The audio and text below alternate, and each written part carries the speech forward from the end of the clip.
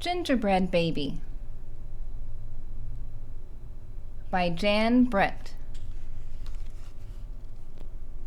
It was cold outside. It was warm inside.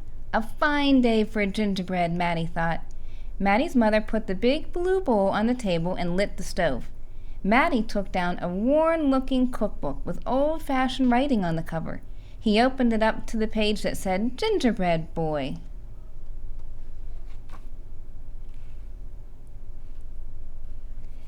They measured and mixed, and Maddie rolled the dough into the shape of a gingerbread boy, and they popped him in the oven. Bake for a full 8 minutes, no more, no less. Do not peek, the recipe read. Maddie listened to the clock. Tick-tock, tick. 1 minute, 2 minutes, 3, 4, 5. Maddie couldn't wait any longer. He opened the oven door to take a peek. Instead of a gingerbread boy, out jumped a gingerbread baby.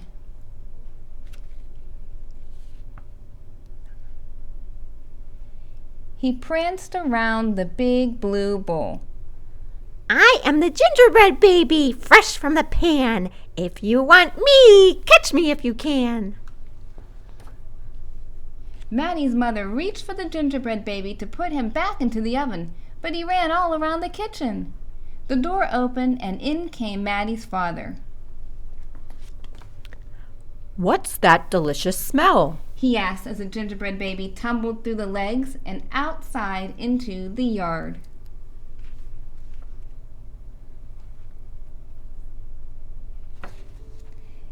He ran by the tabby cat. She twitched her tail and sprang at him. They rumbled and tumbled, but the gingerbread baby came out on top. He ran towards the garden wall. The dog caught a whiff of tasty ginger and sniffed along behind him. But the gingerbread baby was halfway up when the dog caught up. He barked and barked as the gingerbread baby climbed over the wall. Maddie was still inside. He heard his mother and father yelling. He heard a cat meowing and a dog barking. And he heard the gingerbread baby shouting, Catch me if you can. Maddie opened the worn-looking cookbook for a second time. Meanwhile, the gingerbread baby wheeled on down the path and into the barn. The goats looked up as he somersaulted across their backs. The last one tried to catch him, but the gingerbread baby was too fast.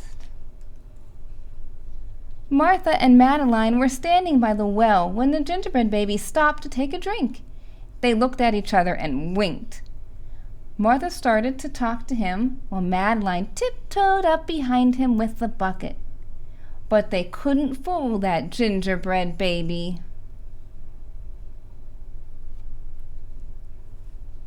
He took a braid from Martha and a braid from Madeline and tied them in a knot and ran down the road. Back in the house, Maddie stirred, mixed, and rolled the dough. He shaped it and put it in the pan and into the oven. Tick-tock, tick, 8 long minutes. This time he didn't peek. I will catch him if I can, Maddie said to himself. As he was bouncing along, the gingerbread baby saw a farm wagon just ahead. He jumped in and settled down for a ride next to Mama Pig. The smell of gingerbread was too much for her. She tossed him high in the air, closed her eyes, and opened her mouth. But the gingerbread baby twisted in the air and came down hard on her porky snout. I am the gingerbread baby, too quick for the mother and the father, too fast for the cat, the dog, the goats, too clever for Martha and Madeline, too smart for the mama pig. Who's left? Catch me if you can. Feeling smug, Gingerbread Baby strolled along by himself until he came to a bridge that crossed over to the village. Just as he got to the middle, he heard running feet behind him and saw a crowd of villagers ahead of him. The Gingerbread Baby was trapped.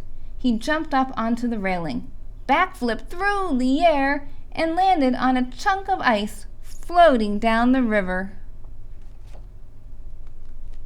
The ice bobbed along with the gingerbread baby dancing on top and singing in a loud voice. Look at me, and what do you see? The best gingerbread baby ever.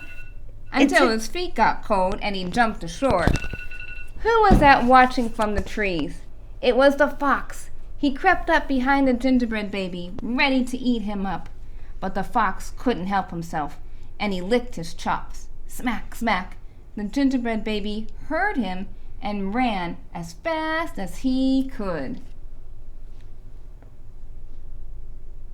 Just when the fox was catching up, the gingerbread baby saw the milk and cheese man with his can of milk.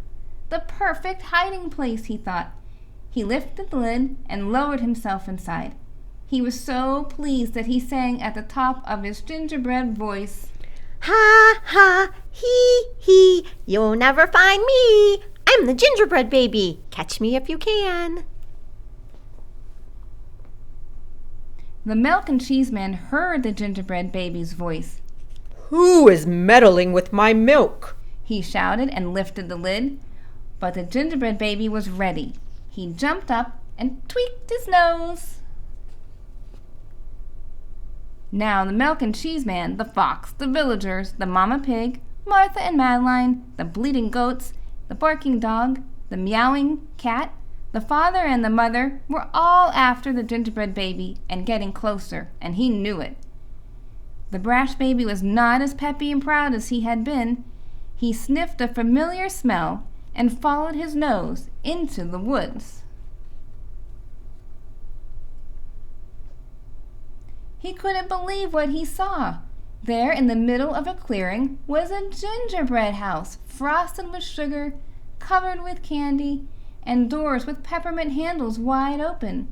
The gingerbread baby clapped his hands with glee and ran inside. In a tick-tock-tick, everyone arrived in the clearing, but all they found were a few bits of frosting, a peppermint candy, and some crumbs. The father exclaimed, The gingerbread baby has finally met his match. I wonder who it was. The mother said. Let's go home and tell Maddie. Hello, Maddie. His father said when they got home. We never did catch that gingerbread baby. All we found were some crumbs in the snow.